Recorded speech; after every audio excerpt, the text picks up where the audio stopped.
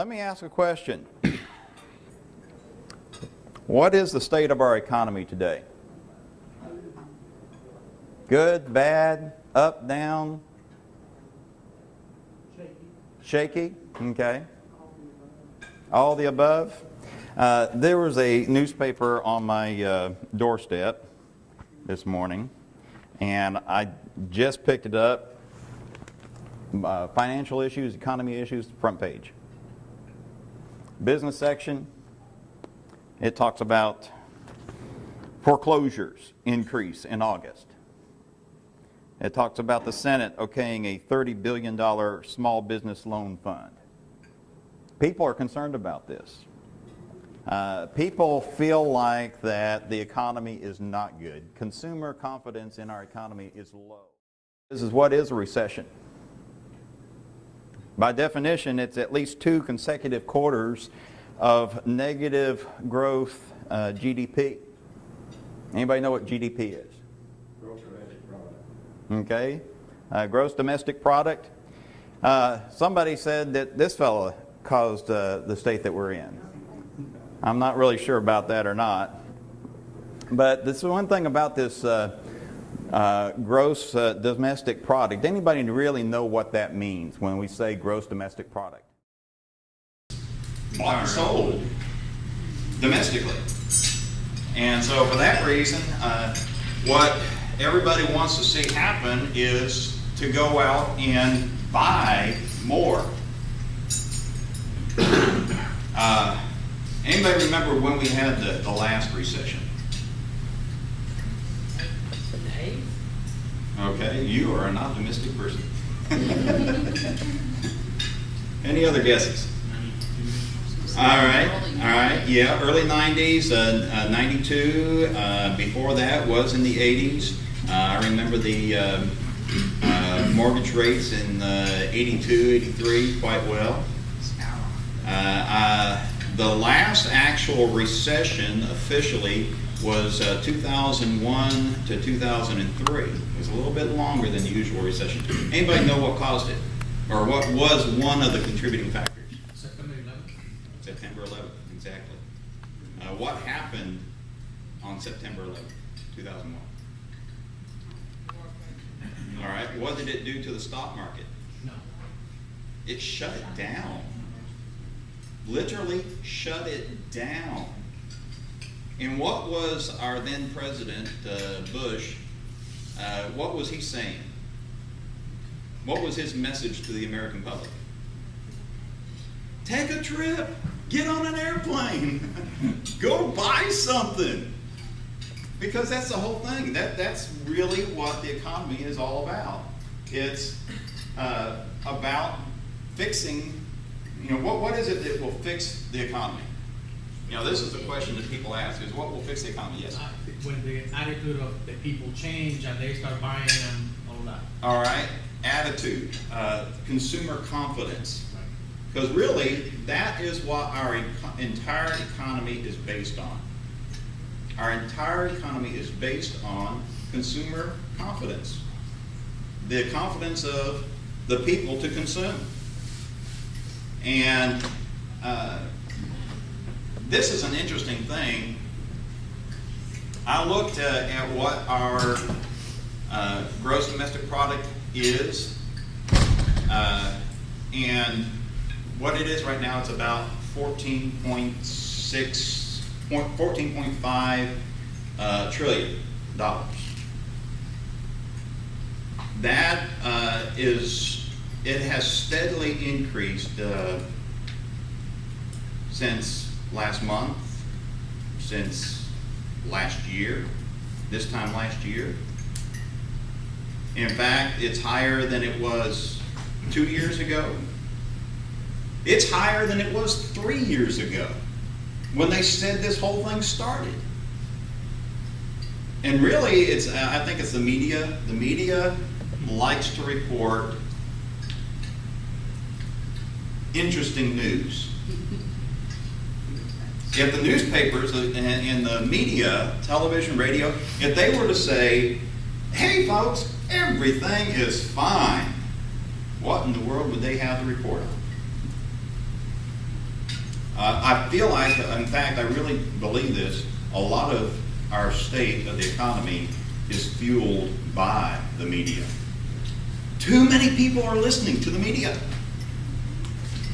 Too many people are listening to the gloom and doom and the sky is falling slant of the news.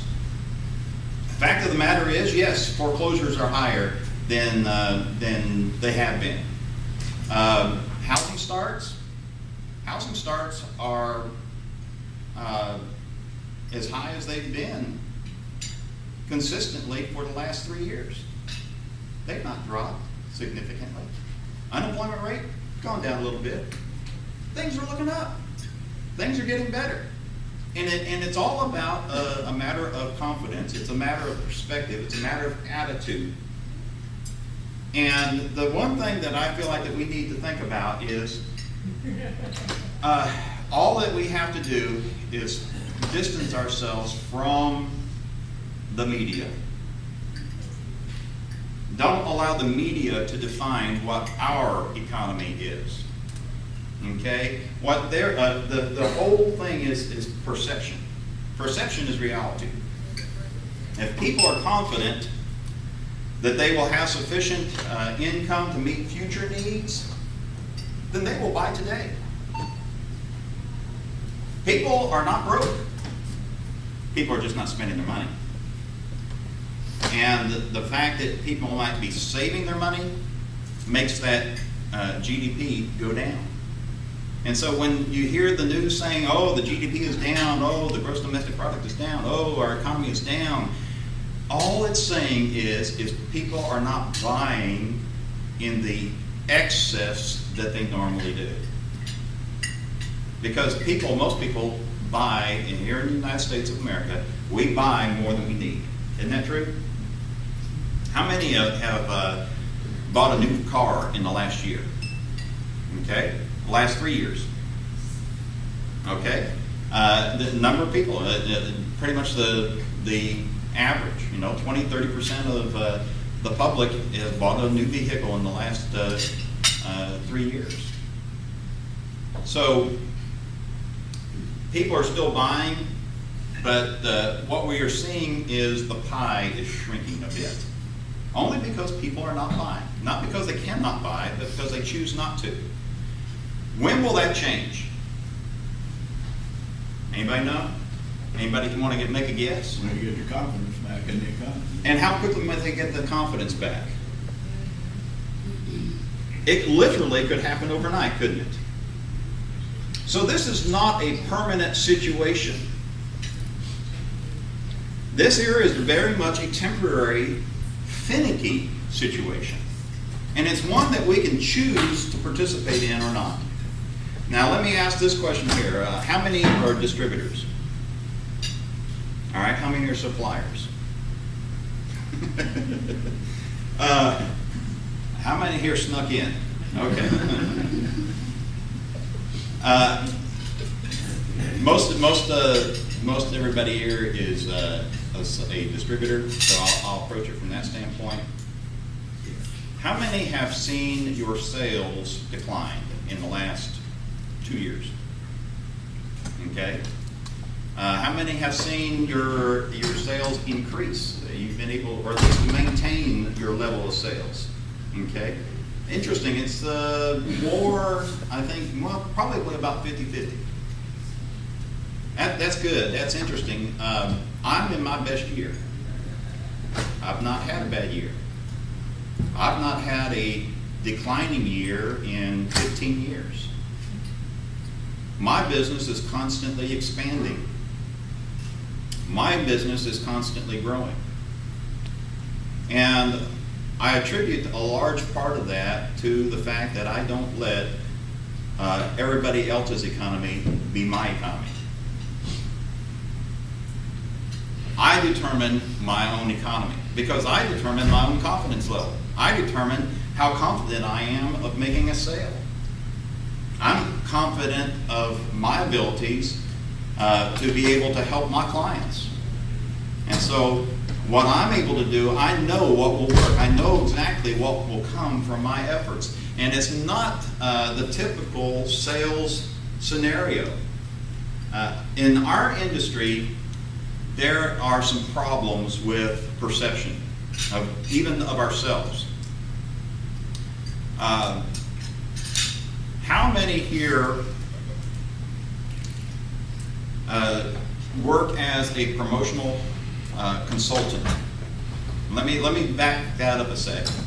You operate as a consultant. Okay? Now we hear that terminology used, and it's synonymous with advisor and I don't know what other terms we might want to use. So let's back it up a little bit. Let's reinforce it. How many here get paid for your advice? Very good. I need to talk to you. That's what a consultant is. When you go to a lawyer, does a lawyer say, yeah, come on in, I'll give you all the advice and won't charge you? How about a doctor? Well, a doctor say, here, let me write you a prescription. No, there won't be any charge for that. They are advisors. They are consultants. Why is it that we pay the lawyers and the doctors a consulting fee? Why? Okay, what? They're experts. They're experts. Yes, they are. Service. Okay, we'll redefine that maybe a little bit. Anybody else? Huh? Knowledge. That expertise. Is that what we are paying for when we go to their office? When we sit in their office and we tell them our problems and they give us advice, they give us a course of action to take, whether it be a medical remedy or a legal recourse. What are we actually paying for? Their time. Their time. All right. Now, with that in mind, how many here would like to be paid as a consultant? You'd like to be paid for your time. You'd like to be paid for your expertise. You'd like to be paid for your advice. Does that sound interesting? All right. Well, let me outline 4 keys to success in any economy. Up economy, down economy, level, whatever. 4 keys to success. These are 4 things that we need to do in order to be successful. And the first one is to exude success. I wasn't even really sure if I had the word right, exude. So I looked it up in the dictionary. Anybody want to take a guess at what exude means? From every pore. Like sweat. Okay, what now? Okay. Overflow. Overflow, okay. All right. It means to just literally put out. To put out. To exude. Some other words that are synonyms. Ooze. That was one that was in the dictionary. I didn't really think I was going to use that one. Phil said here to put out from every pore. Sweat, you know. The idea is that everything that comes out from us is a example of or a quality of success. This is typically what I wear on a business appointment.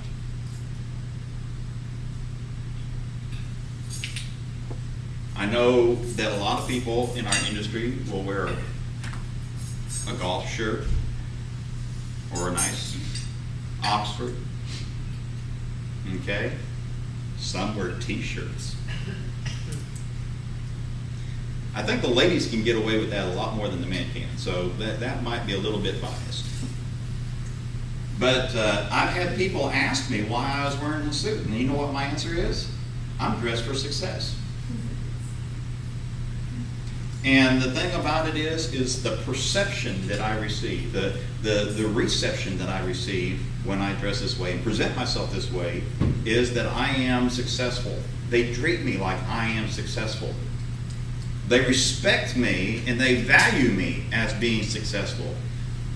Success breeds success. It's one thing, it leads to another. And so people that are needing to be successful in their businesses, they want to attract to themselves, and they are attracted themselves to others who they perceive to be successful. So how do we do this? How do we exude success? What are some ways that we can do that? No, one way is the way that we dress. Okay?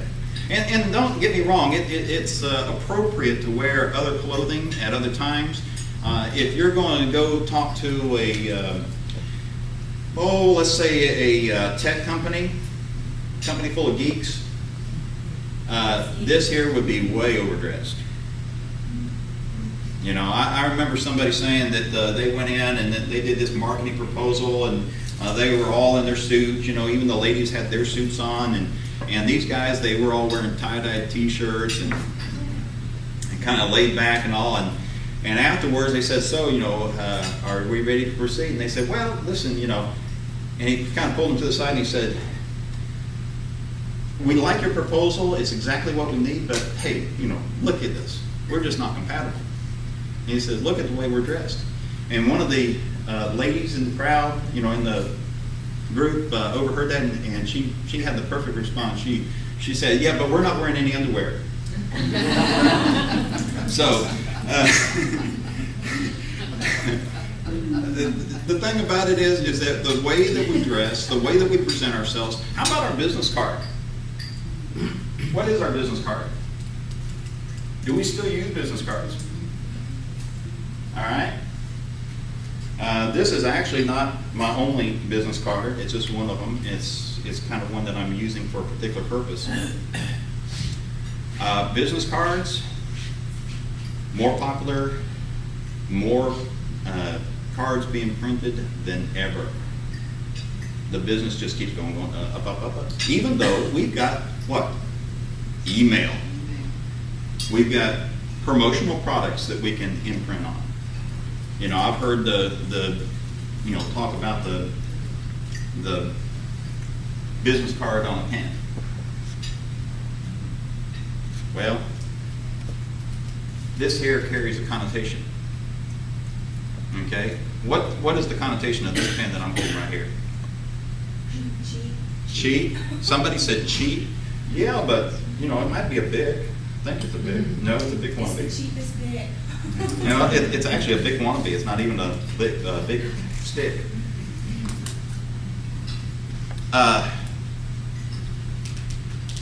Perception is cheap. Can you make a better impression with a better pen? Sure you can. Sure you can. What's the most expensive pen you've ever sold? This one that I use. Okay, how much? You know, so I don't know. Okay. Anybody know of a particular brand in our industry that might be considered expensive? Cross. Mont Blanc. Mont Blanc, yes. Okay. Mont Blanc, is it really that much better of a pen? No. Does it write any better than a Bic Click stick? Depends on which one it is. What's that? Depends on which one it is. Oh, well, I'm talking about the Mont Blanc, okay, a regular ballpoint, okay. It won't write any better than a Bic will. I mean, Bic has spent millions of dollars to ensure that. They have excellent writing quality. You know, when they don't buy tungsten ball bearings for their ballpoints from a source in China, they find the best one in the world made in Germany, and they buy the company. And so they do everything in-house. The company produces an excellent product.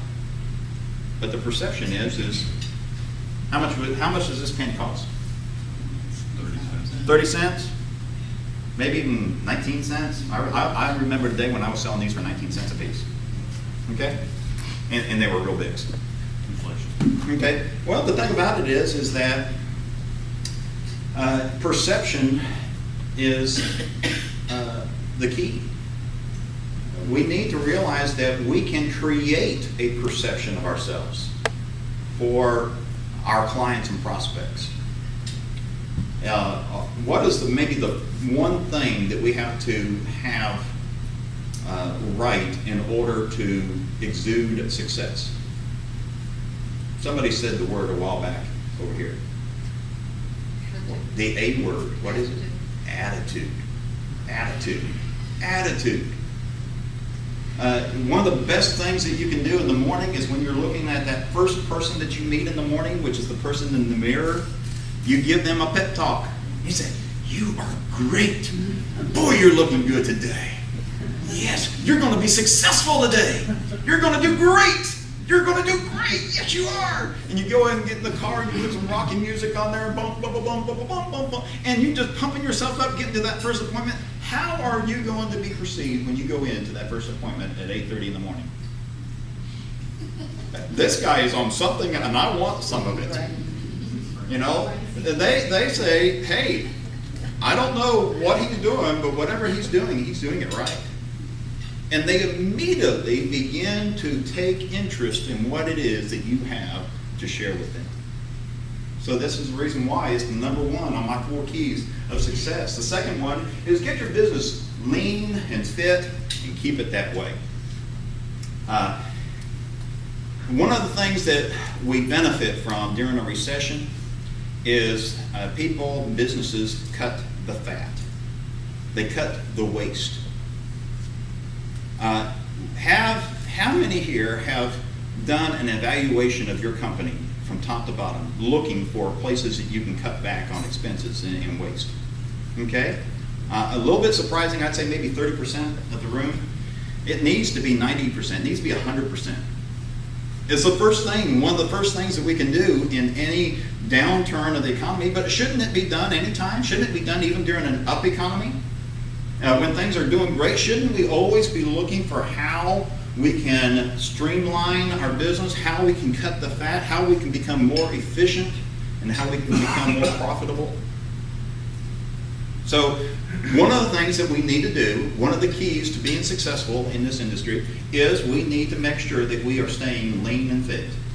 Lean and fit. That means that it is a difference between the two, by the way.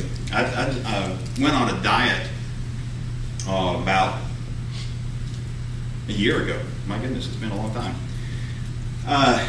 And this diet said lose 20 pounds in 30 days with no exercise. Does that sound good? No. It sounded pretty good to me. Lose 20 pounds in 30 days with no exercise.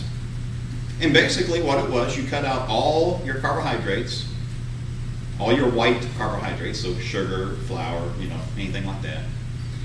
And 6 days a week. 7th day, 1 day a week, eat all of that stuff you want. Eat it until it makes you so sick of it you don't want to see it for another week. I mean, literally, my feast day was Sunday. And I would eat Snicker bars, and I would eat ice cream, and I would eat cake, and I would eat pizza, and I would eat all this food and all these carbs. I mean, my calorie intake that day was probably, 10, 15,000. I'm not exaggerating. I gorged myself. And that was fun. I mean, that was fun. And in 30 days, I lost 15 pounds. I think I might have cheated a little bit on there, so I didn't make it to the full 20. But the thing about it was I lost weight, I lost the fat, but was I fit? What do we have to be fit physically? We have to exercise. We have to exercise. What does it mean to be lean in our industry? Okay, what is fat? Fat is not muscle, is it? Fat just sits there. It doesn't do anything. In fact, the muscles in the body are carrying around the fat all the time because it's not doing anything for itself. Have we got employees like that in our businesses?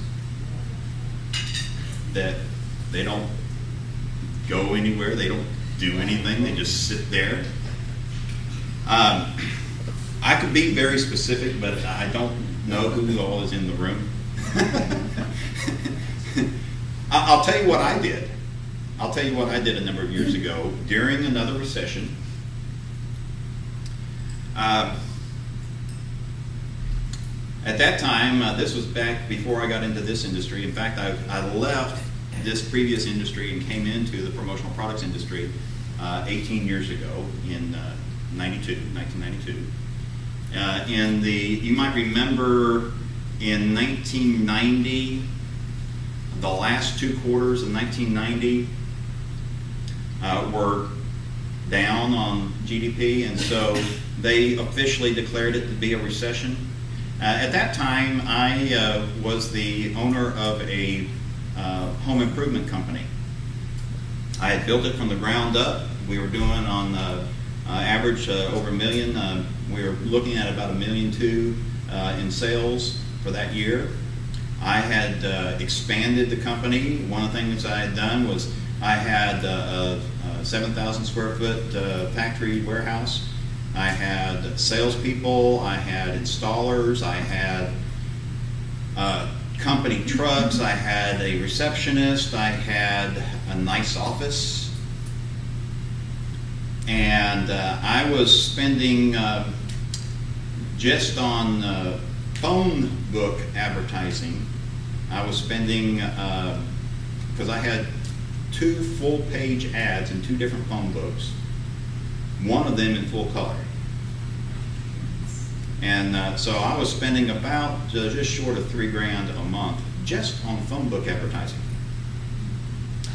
And I was also making extensive use of promotional products, which is the reason why I got into this industry afterwards, because I liked it so well. And I saw the benefit.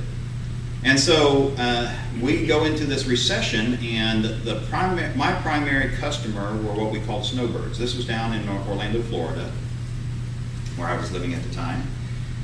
And the snowbirds came like they usually did. You know, they've got their home in Florida, and they would come down for a couple of months, about 6 months at the max. And when they come down, their pockets were just bulging with money, and they had to spend this money on their place, and they would add improvements every year, and they would call me back year after year to add the next improvement to their little place. And then they, go back up north again. And so I was expecting all this, and I had prepared myself. I had put all this advertising in place. This was going to be a killer year. I was going to do great. And here they come. The snowbirds arrived. And I said, "Hi there. Are you ready to do this project that we talked about last fall?" And they said, "We're not going to do that this year." "Oh, okay." Went to the next one. "We're not doing it either." Nobody was doing it. And I was watching our whole industry. At that time, it was the aluminum fabricators industry. Everybody was in just tough shape. And so I had to make a decision. I was looking at how things were going, and I actually already made the decision that I was going to get out of the business. I had jobs on the books that had to be done, but I had to cut the fat. I had to get lean and mean quick, or otherwise I was going under. And so what I did, the first thing I did was I fired everybody. I fired everybody, including myself. What I did, I fired the receptionist and got an answering machine. I fired all my salespeople and went out on the sales calls myself. I subcontracted all the installation. I fired all my installers and subcontracted all my installation work to subcontractors. And as I said, I fired myself. I did not intend to take a salary. I thought, I'll just be lucky to keep my shirt if I, can get through this. And in the last 6 months that I operated that business, I made more money, made more profit than the previous 2 years. And I thought, well, maybe I'll stay. No, I'm getting out of there. No, I'm getting out of here. And that's when I left the industry.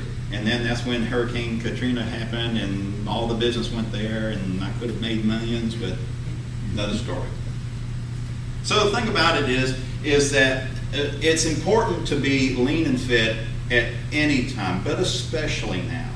And if you set your sentiments aside, because we get too sentimental, about our employees, our friends, and all these. There might be some things that you need to do that will help you and will help them too. Think about that. Another thing too is, what about maybe firing some clients? Are some clients too fat? In other words, you're carrying them. How many, well, don't raise your hand, but how many here have accounts receivables over 90 days? 120 days, 150 days. Who knows when? Because you've been nice. Yeah, we'll pay you next week, Bob. Well, sorry about that, Bob, but it's going to have to be the week after. Who are you now again, Bob? And so maybe we need to cut the fat on some of our clients. How many have heard of the 80-20 rule? Okay, this table. Okay, the 80-20 rule. 80% of your business comes from 20% of your clients. And the other 80% of your clients only provide you with 20% of your business. All right? And they consume the 80% of the time sometimes. And that's the thing. See, why is it? You know what? This is something that people do, business people do, is they will invest the majority of their time trying to build up this 80% of clients that aren't ever going to produce. Wouldn't it make more sense to spend 80% of our time with the 20% that are giving us the 80% of our business? Wouldn't that make more sense? And wouldn't it make more sense that we minimize the amount of time that we spend with the other 80% that are only producing 20% of our business and keep it at the most only 20% of our time? You know, that's actually one of the things that I teach that will almost instantly double our income. Double. Time allocation. Allocating our time in the right places, doing the right things. All right, so next thing. Okay. Be the expert. Not just a expert, but be the expert. Now, we talked before about what it means to be a consultant in our industry. It means to literally be paid for our advice, for our knowledge, our expertise. How many of your clients know that you're an expert? How many of them perceive you as being an expert? How many of them perceive you as simply being a vendor source for product? Yeah, that's our trinkets and trash guy. I've literally been called that. I've sat in a lawyer's office of all places, and he picks up the phone, he calls his printer that prints on paper, and says, yeah, I got this trinkets and trash guy here, and he's telling me he can do this for X amount. How much can you do it for? It price shocked me with me sitting in his office. And it was a battle of price. Did you walk out? I fired him. I sure did. I did, I don't burn my bridges, because you never know when, a good referral will come along. But I walked out of that office saying that'll be the last time that I visit him. I didn't even call him back to see if I got the bid. I figured if I got the bid, he'd call me. I never heard from him again. In the rest of my life, I've never heard from him again. And that was actually one of the things that taught me that, hey, some clients I need to fire. And so, by all means, be the expert, but the one thing is that we have to communicate that to our clientele. Notice I'm not using the term customer. What's the difference between a customer and a client? Anybody? Customer, you have their business. Customer, you have their business. Okay, I'm a customer of Walmart. Did they have all my business? Customers are a dime a dozen. Customers are a dime a dozen. That's your price shoppers. They're price shoppers. How loyal are customers? Not at all. They're not loyal to you, they're loyal to your price. And if somebody can beat your price, then they are loyal to them. They go where the money is, or where the savings is. What is a client like? What is it like to deal with a client? It's a relationship. A relationship, yes. In fact, this was an interesting thing because I was kind of doing some reading. I'm constantly learning, constantly taking in information. I'm reading books all the time. Most of the time I don't actually read books. I get the audiobook version of it and I listen to it in the car, listen to it. I've got like 10 days of audio content on here, and it's not the Beatles. It is mostly audiobooks and seminars. And I listen to it. You know, I don't waste time. If I go to an appointment and they make me wait more than 30 seconds in the waiting room, I'm listening to something, or I'm doing something, or I've got something with me to occupy that time and make productive use of it. And so one of the things I was looking at here recently is something, and it was defining what a client is, and this was interesting. It said a client is someone that you protect. And I kind of thought about that, and I said, well, I'm not sure what that means, and so I dug into it a little bit more, and it was talking about taking care of that client. Taking care of that client, making sure that what is done for them is to their best benefit. And so a client is, and I think about it in the sense of like a lawyer. A lawyer protects his clients, doesn't he? How does a lawyer protect his clients? How does a lawyer protect his clients? Keeps them out of jail. Keeps them out of trouble. Keeps them from having to suffer retribution. One of the things that a lawyer will do to protect his clients is he will give them sound advice that will keep them out of trouble. Another thing that a lawyer might do to protect his clients is he keeps the wolves away. You know, he keeps the other attorneys, I really wouldn't want to call them that, ambulance chasers, you know, the ones that are just out to get what they can from that client, to take from them, not having really any interest in them. They're just wanting a quick buck, a quick sale. And that, don't we have that kind of thing in our industry? Now, I'm not talking about other distributors. I'm talking about other media, other advertising. How many times has one of your clients been called on by a newspaper salesperson, you know, selling newspaper advertising, or radio advertising, or television, or magazine, or putting their name on park benches? They're inundated. They're inundated. I've just added a new business phone line. And when I did not, you know, I haven't advertised it. It's not even on my business cards yet. And this was interesting. That phone rings at least 3-4 times a day. And you know who it is? Solicitors.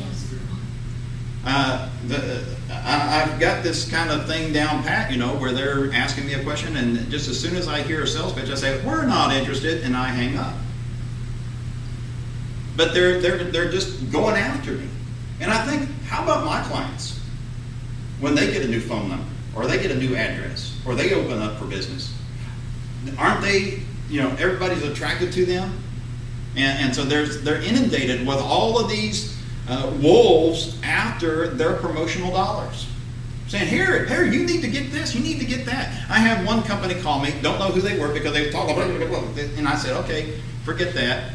But they said, would you like to promote your business? And so I thought, I'm going to see where this goes. And so I said, sure. This was just like last week. And they said, well, you need to be on the internet. We will put your information on the internet. We will guarantee you customers. Blah, blah, blah, blah, blah, blah, blah. They were not even going to bill me for 30 days. Put me on the internet. Put my business on there.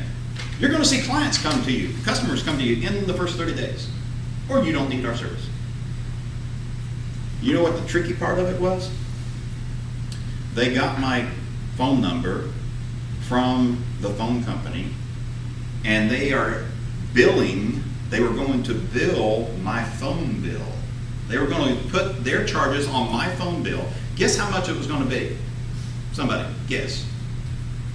Only $99 a month to put my contact information, my name, my business name, address, phone number on the internet. $99 a month. And they were calling it an online directory. No, thank you. I almost want to say, hey, I'm in that business. Would you like to be better represented on the internet? I can help you. So be the expert, and actually, I want to say this here. How are we doing for time, Phil? We're good. 9:20. You got another 40 minutes. Okay. All right, good. Let me ask you, how can you demonstrate your expertise to your clients? What are some ways you can do that? Know what you're doing. Know what you're doing. Okay, but what is the tools that you use to communicate? Showing them return on investment. Okay, but how are you going to do that? What tool are you going to use to do that? Does anybody produce a newsletter? Okay. Does anybody do an email newsletter, a virtual email, or a virtual newsletter? Okay. How many have a website? How many post case histories on that website? That's interesting. Nobody. I do not have an online catalog on my website or websites. If I put anything on there at all, it's going to be case histories and general advice. The ways that I communicate my expertise or demonstrate my expertise to my clients is I do seminars. I do teleseminars, which are very economical and very easy to do. I produce my own information products. I will put together a recording onto a CD, and when I go on a sales call, here's our CD for the month. And they're waiting for it. And they want extra copies for all their sales staff, all their management. Dennis Shaw is our promotions expert. That's the way that I'm introduced when I go to their office. Not the tricking some trash guy. Not the Chotsky's guy. Not the Freedy stuff guy. Because I'm not product oriented. I am a consultant. I stay as far away from that word product as I possibly can. All right, so have you got some ideas now, or there's things kind of moving in your mind that you're thinking, hey, I could probably do something like that? Sure you can. There are so many ways, and the thing is that some of these ways cost nothing but your time. Send an email to all your clients, advising them of the upcoming holiday season and in ways that they can use, or ways that you can help them promote their business in this very, very this time of the year when their clients, their customers are going to be most receptive. You teach your clients how to help their clients. Do a workshop on that. When I do a workshop, what we would think of being like an end user workshop, it's for my clients, but because they're all from different industries, it's a very general based seminar, what I will do is I will talk about 50 or 60% general business knowledge and know-how, and only about 40% will have anything to do with promotional products. I'm not the promotional products expert. I am the business success expert to my clients. Their promotional product experts are a dime a dozen. But business expert? Well, hey. How many would like to publish your own book? I know Phil does. Phil and I have been talking about, Phil and I have talked about this before. Do you have any idea how much it costs to produce a physical book, a real book? What would be some guesses? Come on. Somebody take a guess. 10,000. 10,000. 10 years ago, that's exactly how much it cost. Exactly. 10 years ago, and that was by a vanity press. A vanity press is a printer that you pay to print your book. That's kind of a bad name for it, but it's what they call self-publishing now. You know how it's done now? Now, how many have ever bought a book off of Amazon.com? Okay. Did you know that you can have a book on Amazon.com that doesn't exist? It does not exist. There are no books, no copies of that book sitting on shelves waiting to be sold. A book is not produced until it is sold. I don't know what the statistics are. A number of months ago, it was something like 40%. 40% of the books sold on Amazon.com do not physically exist until somebody buys one. What they literally do, because of the digital technology that's available today, is that when they get an order for one book, they produce one book. How expensive do you think that might be? Same price as those sitting on the shelves. In fact, the thing about it is, they're actually cheaper than the books sitting on the shelves. And I emphasize the word sitting on the shelf. Because those books are not being sold. There's an investment in those books. And time is money. Those books sitting on the shelf, unsold, are costing the publisher money. But that book that hadn't even been sold yet, it doesn't cost a dime. And so now, when you buy a book, and I apologize, I've actually got some up in my room. I can show you some books that it looks just like any other book. It's got the nice glossy full color cover on the outside, paperback. The pages, look just like regular pages. And that book has been printed one copy at a time. The economics of it are feasible now to make that happen, and it's actually a very viable option. It's something that is kind of going to be the wave of the future. And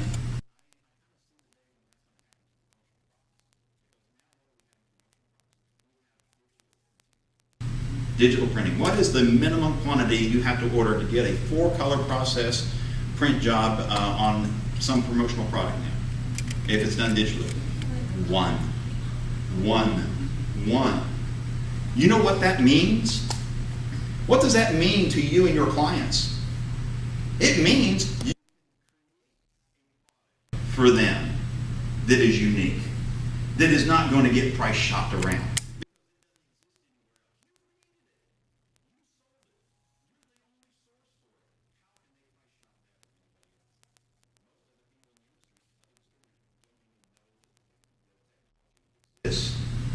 When you go out into this trade show today, look for this technology, look for the digital technology, look at what they're capable of doing for you. Ask them what they can do for you. Ask them what it is that you can do with their product that is going to differentiate you from the competition.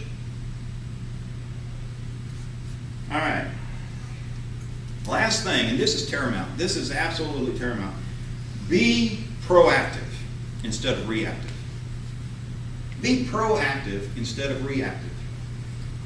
The reason why we say that is because majority of people are reactive during a recession or during a down economy. How do people react during a down economy? I'm not going to buy today. Isn't that exactly what they do? Isn't that the number one thing that they do? They say, memo out to everybody, no spending. No spending without authorization of the CEO and the CFO and all the other EIEIOs. And so they cut the spending across the board, and they say, every purchase has to be approved in advance or otherwise you're fired. That's reactive. What's proactive? What's proactive? Goes out and gets it. Goes out and does it. Someone who takes action. Action. Proactive. Proactive. Every single person in this room needs to be proactive if you want to be successful. If we want to be successful, we've got to make things happen. And the first place that we start is here, with us, with ourselves. What we do is we go and we say, all right, I'm going to do this today. When I'm at my best, and this is unfortunately not every day, but when I'm at my best, I spend the first half hour to an hour of every day planning the rest of my day. I'll get up 5:30, 6 o'clock, something like that. I do not have a physical office, so I don't have to leave and get to a place at a particular time in order to clock in.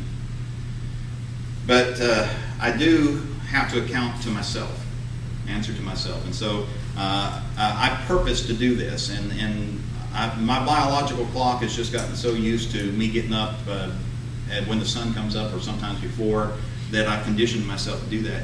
And I find that first hour before the phone starts ringing, before my family wakes up, before the dog wakes up, that is the most productive hour of my day. And so what am I going to do with that most productive hour? It's not checking email.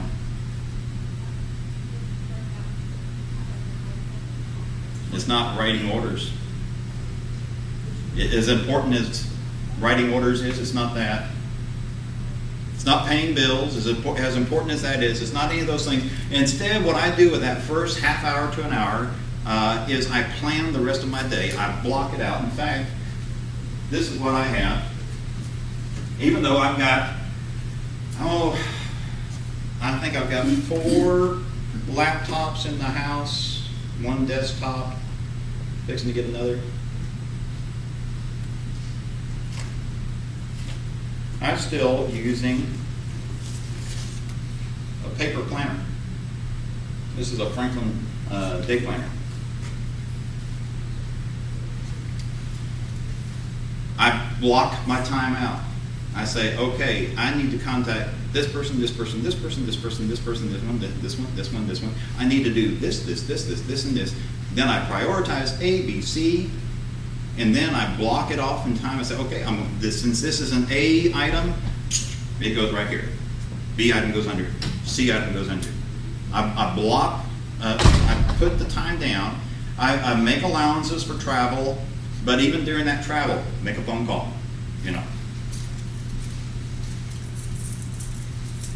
I got a wireless headset. Okay, I'm on my cell phone. My cell phone is my office phone, by the way. If you call my 800 number, it goes to my cell phone. This is an iPhone. Okay, my son has the iPhone 4. I'll get mine next week. I've processed orders on it. I've wrote email, received and sent email off of it. I've done research on the internet using my iPhone. I have multiple phone numbers. They all ring in on my iPhone. I'm waiting for the day when there'll be 2-line phones, and it's available in some places, and another 6 months maybe they'll come out with it nationwide, I hope. But what I'm doing is I'm very productive with my time. I make my time count. So what I do is I plan my day and, plan my time to work, and then I work my plan.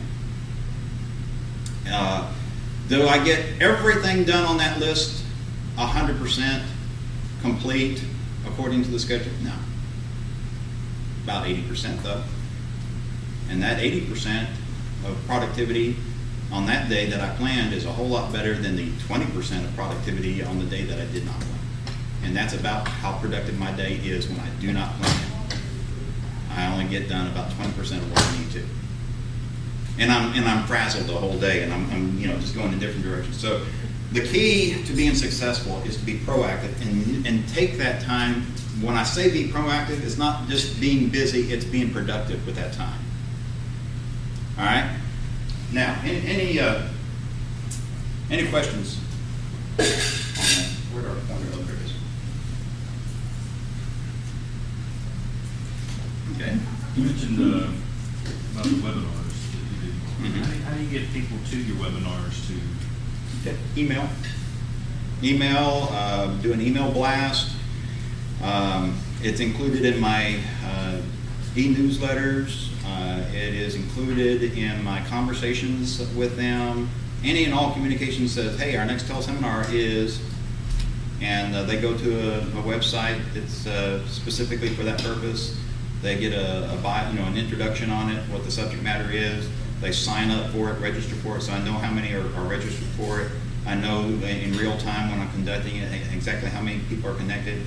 I've got 2,000 internet connections and 500 phone lines when I do a teleseminar. So I've got room for 2,500 people to connect to the teleseminar.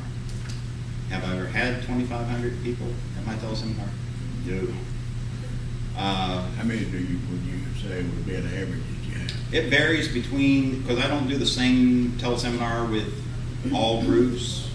I'd say maybe the most that I've had on teleseminar, a couple of hundred, 200-300, something like that maybe.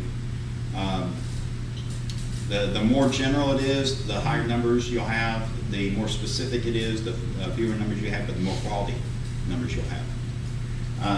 Okay, are you ready for a business makeover? How many more minutes do we have, Bill? Yeah. 23 minutes. 23 minutes. All right, let's take. What are Yes. some of the topics of your seminar? All right, you'll get that information at the end. I have a handout here that we'll give you. How about, let's do a business makeover for everybody in 10 minutes.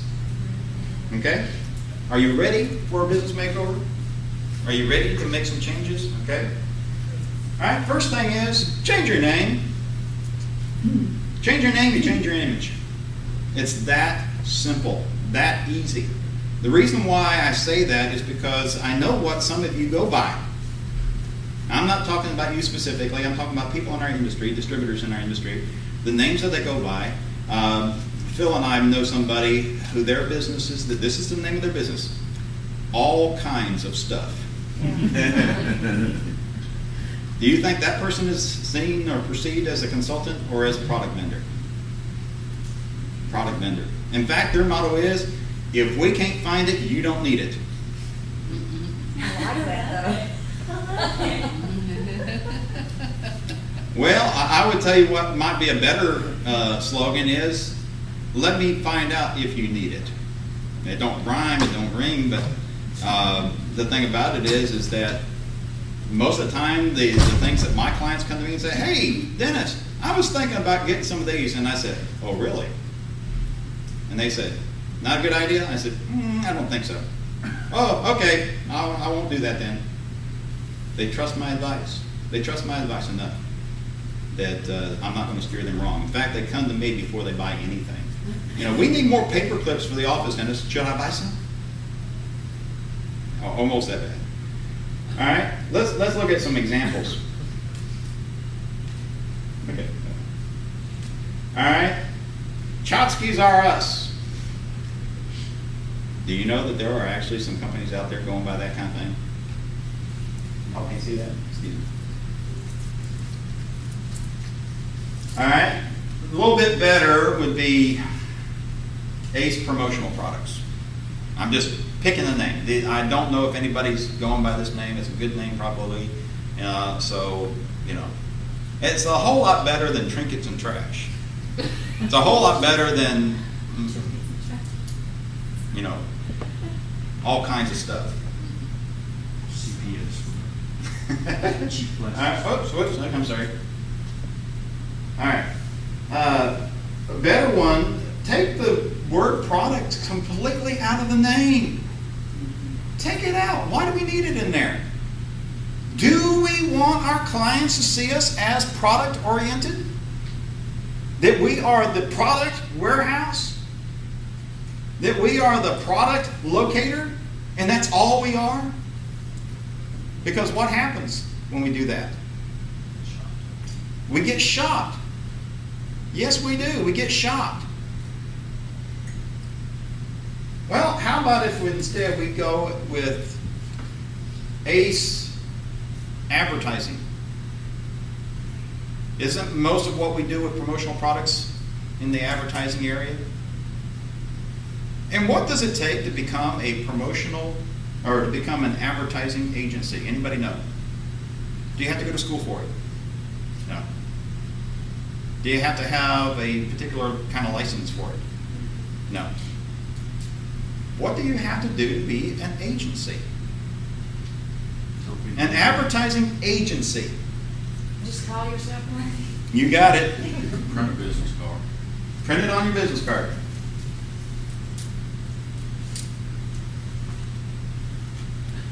All right.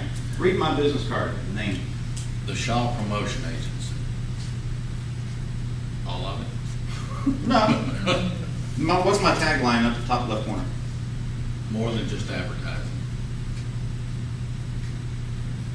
That one word agency, puts me in a total different category in people's minds.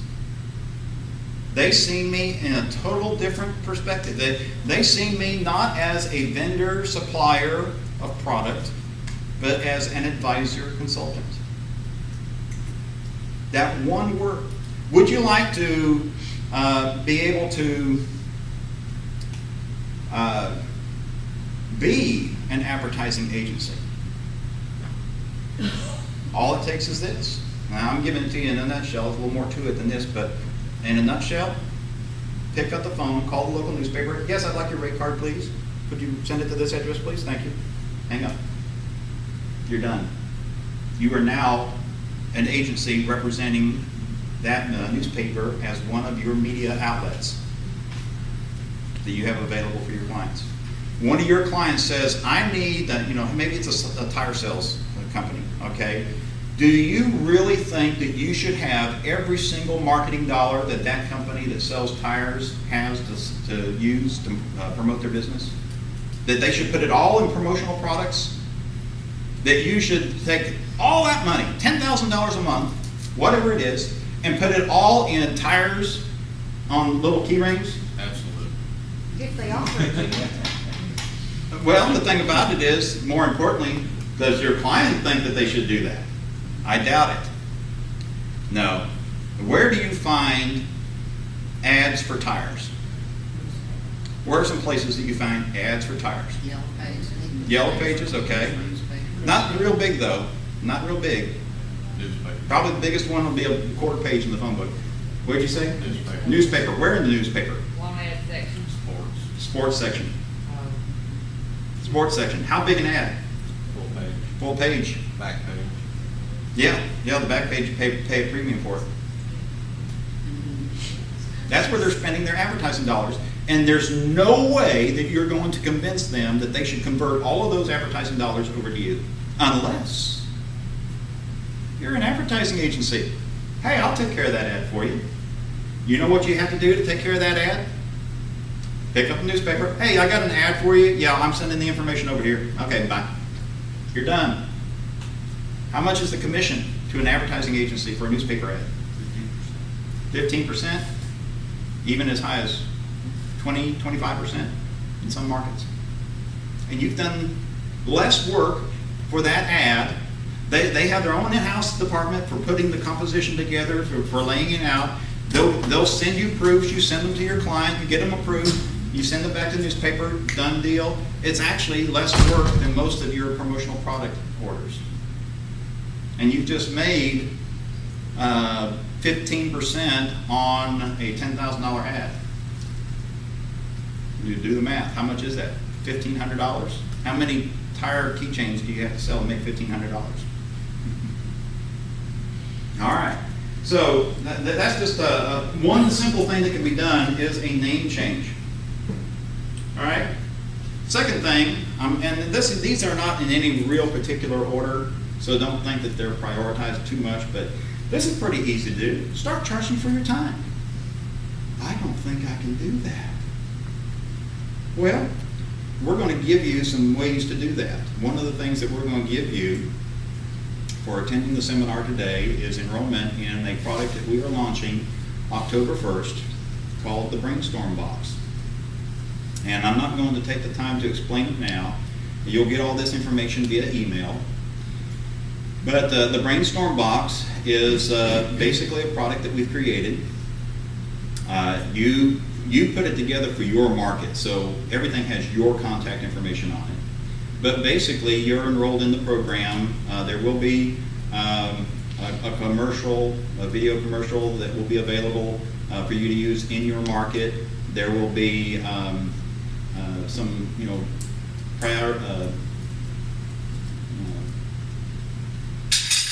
some proprietary materials that we'll give you access to. But we want you to have all the contact. We're not trying to do anything with it. We're just making it available to you. And so what this does is basically you get, you approach a company, business, I would say somewhere in the medium to large size as corporations go, where you got several department heads, you got your CEO, CIO, CFO, all your different EIEIOs. I love that. And what you're going to do is you're going to facilitate a brainstorming session with all the department heads. You're going to charge the company $249 for this service. They are gladly going to pay it because they do this on a regular basis. They have people that come in and do workshops with their employees, that come in and advise their corporate staff, their department heads. They do this on a regular basis. They've even got a budget for it. You're just wanting a tiny, tiny little slice of it, $249 for about an hour and a half's work.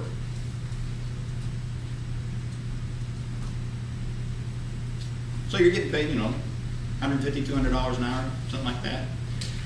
But this is the most important thing. See, you're going to come in and you're going to present this program. You're going to facilitate this brainstorming session. Each department head is told in advance, bring your 3 toughest problems, most difficult challenges to this brainstorming session at such and such a time.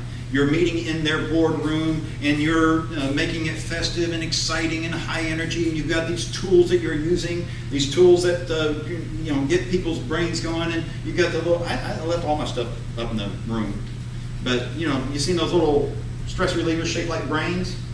Here, you need a brain, here you go.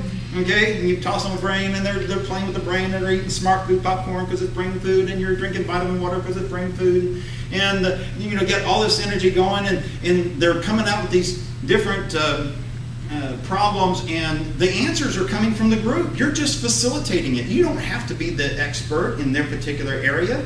You're just facilitating the process, but you're still perceived as the expert. And then what you're going to do is at the end, you're going to say, listen, hey, our time is up. I'm glad that everybody's had some good ideas during this brainstorming session. I'll tell you what I'm going to do. Since we're out of time today, I will be very glad to meet with each of you individually so that we can continue this process. I won't even charge you. I can give you each one an hour of consultation in your private office. Where do I sign up?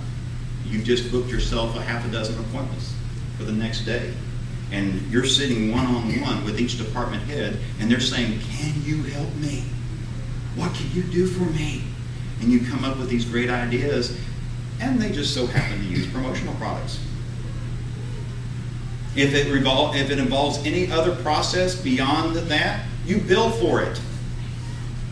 When they call you up 2 months later, you bill for it. Just like a lawyer or a doctor bills for their time, even if it's a phone call, you bill for it. But nobody else is doing that in our industry. You're right. You're absolutely right.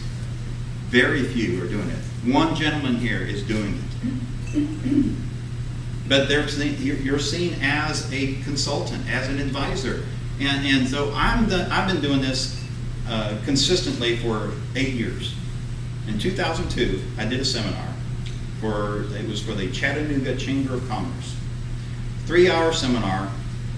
They paid $25 to come and listen to me for 3 hours. I had a standing ovation at the end. And then somebody in the crowd said, how much do you charge for private consultation? And without missing a beat, I said $50 an hour. But I tell you what, I'm so glad for everybody taking the time to be here today. I'll do this for you. If you will write on the back of your business card, free consultation, I'll give you 1 hour of consultation in your place of business. Just leave it at the door on your way out. And I had a couple dozen appointments. And when I walk in, they're looking at the clock. They're saying, oh, I want to get my whole 60 minutes. And they're saying, what's going to happen if it goes over 60 minutes? Do you start billing me then? And I said, don't worry about it. We'll be all right with you. But the perception is totally changed. The vendor, I'm passing the vendor on the way, by the secretary's desk. He's still waiting in the waiting room trying to get his foot in the door. I'm going right past. I'm being ushered into the boardroom. Would you like some coffee, Mr. Shaw? Yes, that sounds good. Thank you. So That's why you wore your suit instead of your t-shirt. absolutely, absolutely. So see how that just charging for your time. Do the same thing that other advisors and consultants do. Okay? Another thing. This here is the reason why I mention this. Become a domain reseller. The reason I say this is not because you're going to make a lot of money selling domain names. I've got a domain store, matrix29.com, if you want to go visit it. What was that? matrix29.com.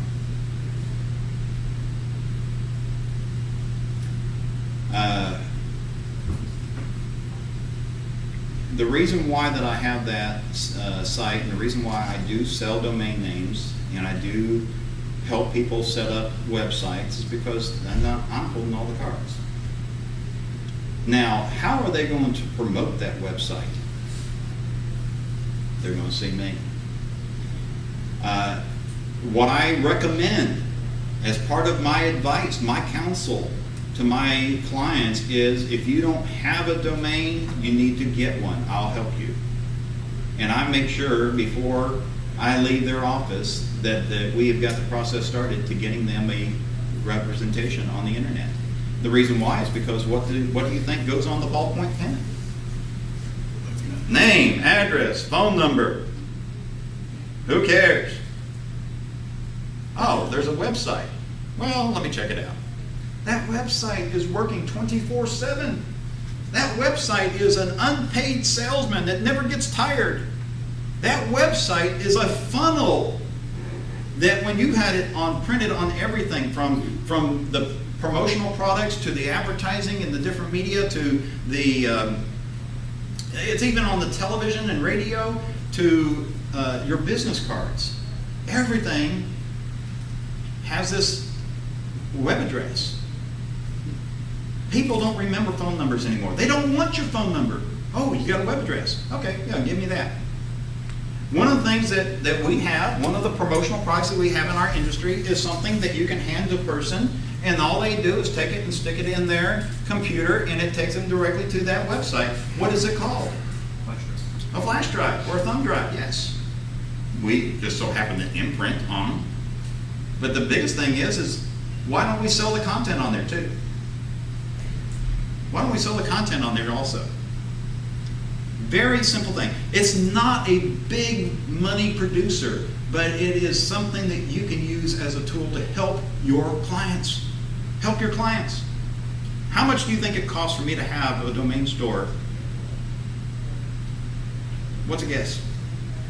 Yeah. I What's a guess? just got one after I heard you did. That's $300. Okay, all right, but what's the cheapest they can get it for? Oh, you can do it for 100. Yeah. You'll get the- $100 a year. $100 a year to have a domain store. How much time do you have to spend keeping it up? Zero. Who do you run it through, like GoDaddy or something? You said the name, I didn't. Okay, I'm not going to be making recommendations, but I'll be glad to talk to anybody after the seminar today. All right. We've already touched on this one a little bit, conducting teleseminars. Somebody asked me how much I spend a month on teleseminars. Somebody asked. How much? How much? Spend on telephone month? Well, I don't know. How much do you think I should spend? What do you think it costs for me to have 2,000 internet connections, 500 phone lines at my disposal? $10. $10? Boy, I'd like to know where you can get it for $10.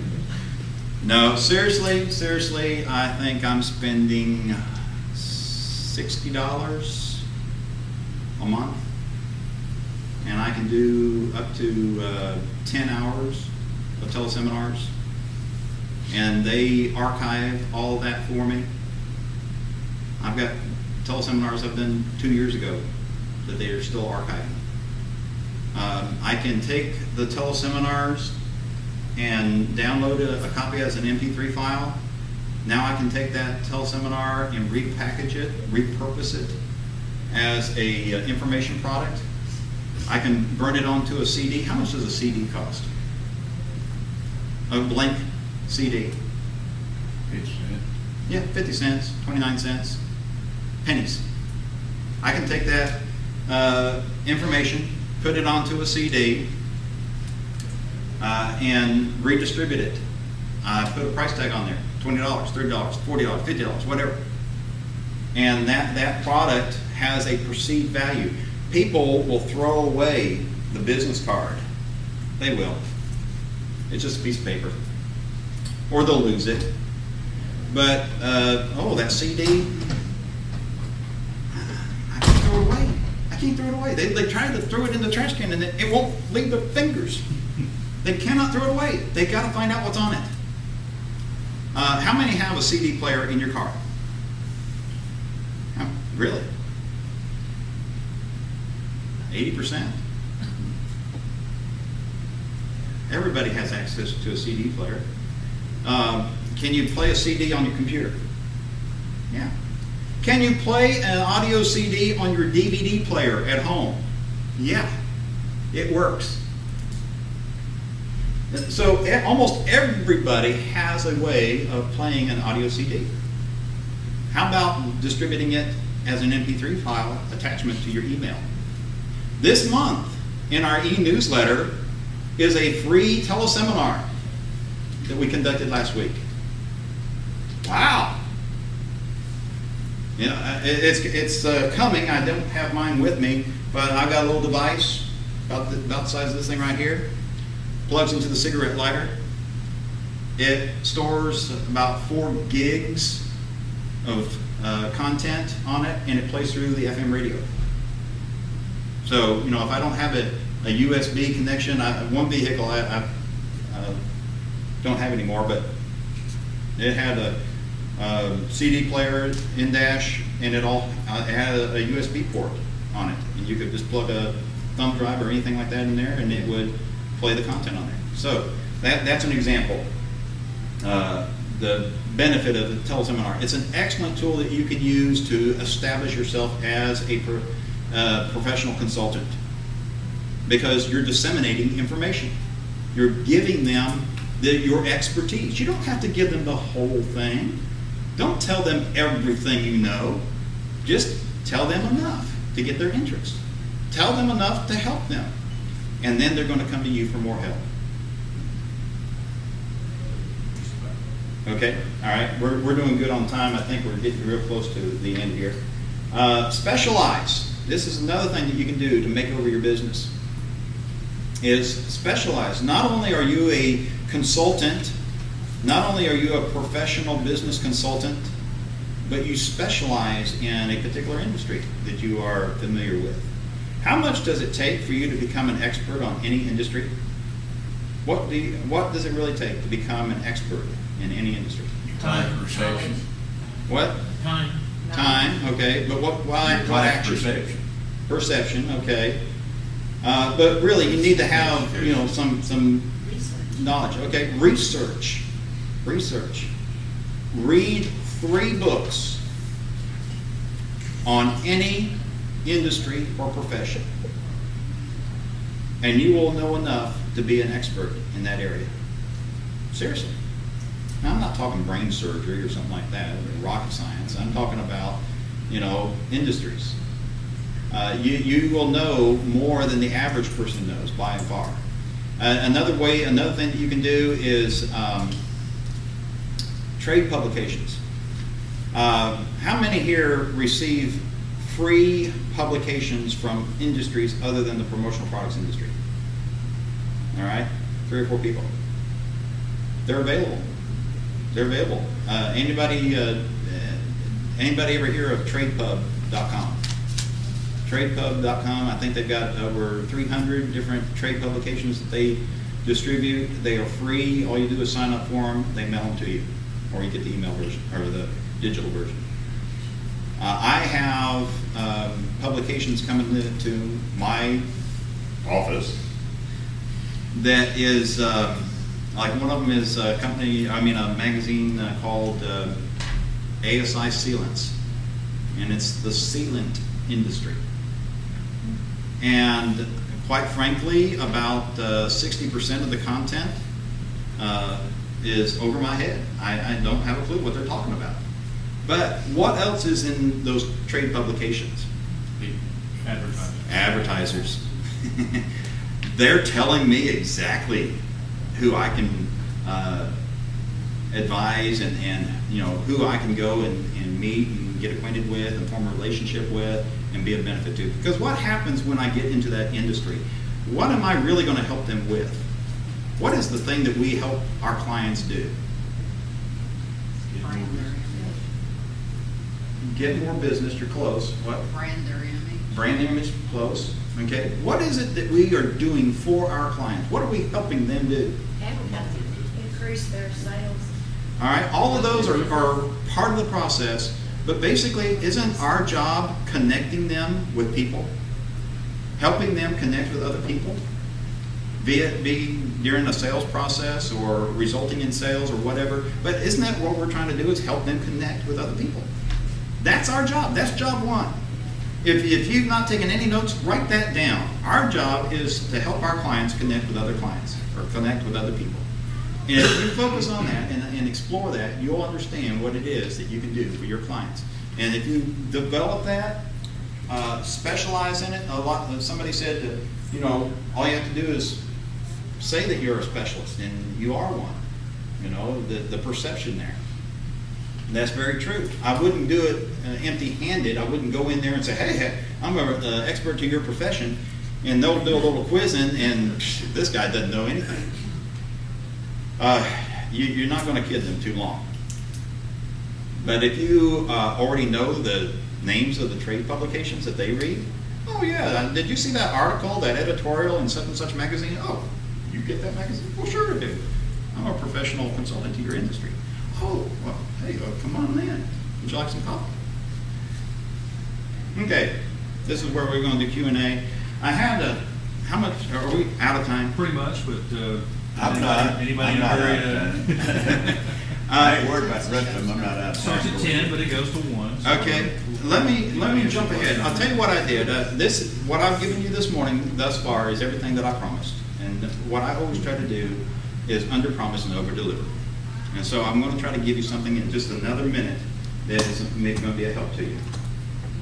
See this formula? Write this formula down. And if we don't have time to really discuss it too much now, That's fine. Just take this thing and study it out, what it's saying. All right? We do not sell on price. We should not sell on price. 99.99% of our industry sells on price. What we need to do is change and sell value. Value. Value is expressed as quality plus utility plus service over price. Now, I remember some of my old algebra. And if we want to increase this figure right here, we want to increase this value, what do we have to do to this part of the equation? Up or down? To increase this, what do we do with this? Yeah, we have to lower the price. When we lower the price, it makes this figure go up. Okay? And isn't that exactly what everybody's doing? They're lowering the price in order to increase value. Isn't that what all the customers want? Well, I'm just going to stick with customers, not clients, but isn't that what customers want? Yeah, give me a better price, because a better price is better value. Because if you lower the price, it raises the value.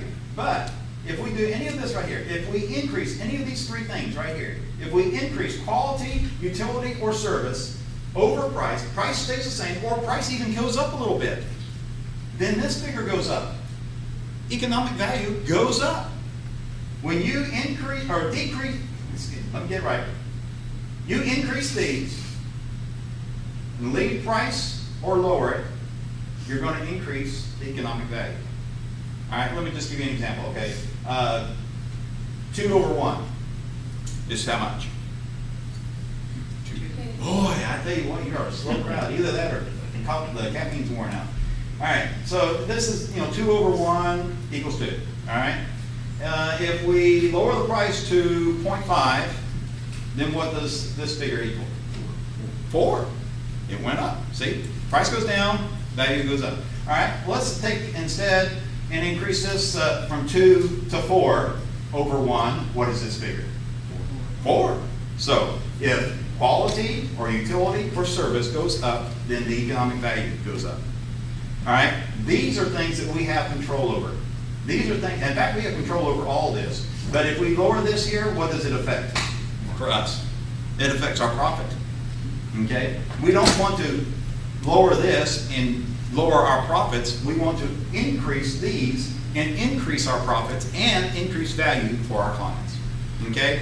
This is something that you can share with your clients. Do a teleseminar or do a seminar with this as the primary focus, that this is what they do for their clients. Now, you are the professional consultant. You are the business professional consultant that is giving us this great information, and you understand how the economy works, and you're being proactive, and you're making things happen, and you are successful, and I want to do business with you. All right? Okay, we appreciate your time today.